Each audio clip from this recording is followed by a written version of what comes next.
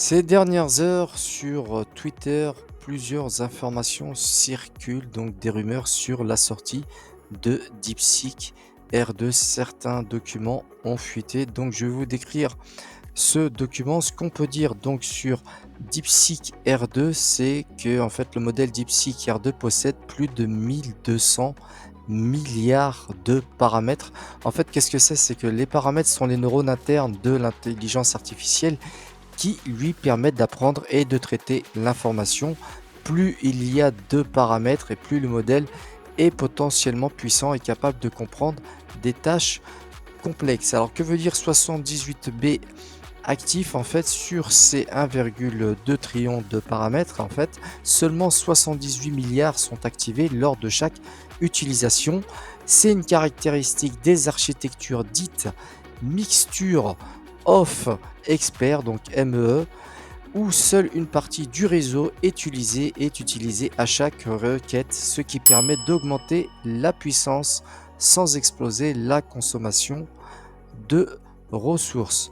Alors, hybride MOE, qu'est-ce que ça veut dire? En fait, le modèle utilise une architecture hybride, mixture of expert, ce qui veut dire qu'il combine plusieurs sous-modèles spécialisés et n'active que ceux nécessaires selon la tâche. Cela, en fait, ça rend l'intelligence artificielle plus efficace et plus rapide tout en gardant une grande capacité globale. Alors, on dit qu'il est 97,3% moins cher que GPT 4o. Alors, 0,07 dollars en millions d'entrées et 0,27 dollars en millions de tokens en sortie. On verra donc dans le prochain graphique, donc en détail au niveau du tarif, d'accord? Alors, que veut dire 5,2 PO de données d'entraînement?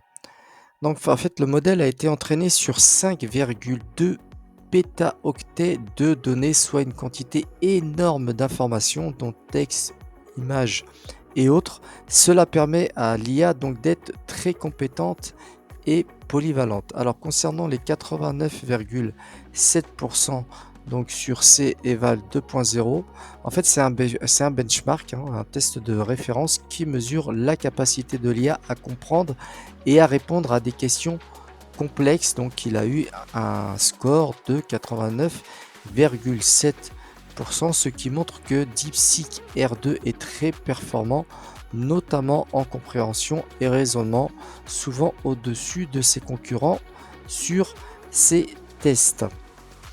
Alors, que veut dire meilleure vision? 92,4% sur Coco, donc c'est une meilleure vision. DeepSeek R2 excelle en traitement d'image et de vision par ordinateur. En fait, Coco, donc Common Object in Context, c'est un benchmark mondialement reconnu pour évaluer la reconnaissance d'image. Donc déjà, alors un score franchement de 92,4%, et bien ça place DeepSeek R2 parmi les meilleurs modèles pour comprendre et analyser des images complexes. Alors là, 82% d'utilisation dans le Huawei Ascend 910B. Alors, qu'est-ce que ça veut dire? Donc 82% d'utilisation. Alors dans le Huawei Ascend, cela signifie que 82% des tâches d'inférence, c'est-à-dire quand l'IA répond à des questions, analyse des données, sont réalisées sur des puces IA Huawei. En fait, ils sont en train de se libérer en fait de l'utilisation des puces Nvidia. En fait, ces puces elles sont beaucoup moins chères et permettent à DeepSeek de proposer des coûts d'utilisation très bas. On verra un détail du prix après, tout en restant bien sûr performante. C'est aussi une preuve de l'indépendance, comme je vous ai dit, technologique chinoise vis-à-vis des GPU américaines comme ceux de Nvidia. Alors au niveau de ce tableau, donc la comparaison qui a été faite avec les autres leaders, donc GPT-4 Turbo et Gemini 1.5, donc il est plus fort au niveau du mode multilinguisme et au niveau du mode multimodalité. Donc on peut voir que la version audio est toujours en mode bêta, donc là-dessus il a toujours un petit souci. Sinon au niveau du coût il est largement moins cher, Bon, ça, on a pu le voir que GPT-4 Turbo et Gemini 1.5 étaient bien sûr plus chers.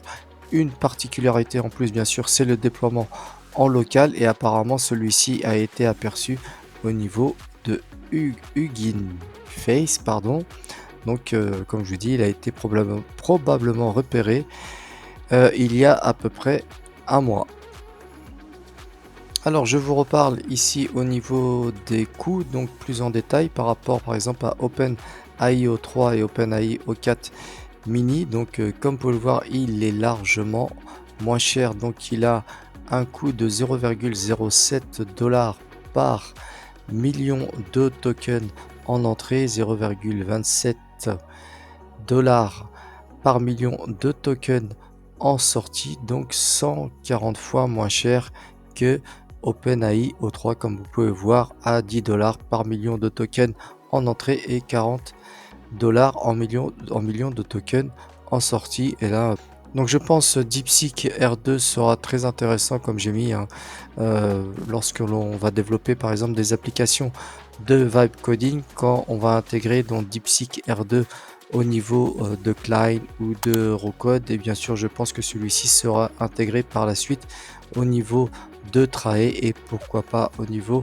de Cursor et des autres agents comme Bolt ou bien Lovable. On verra cela par la suite. Je vous remercie donc d'avoir suivi cette vidéo qui était un peu plus technique que mes vidéos précédentes. Je vous remercie et je vous dis à bientôt.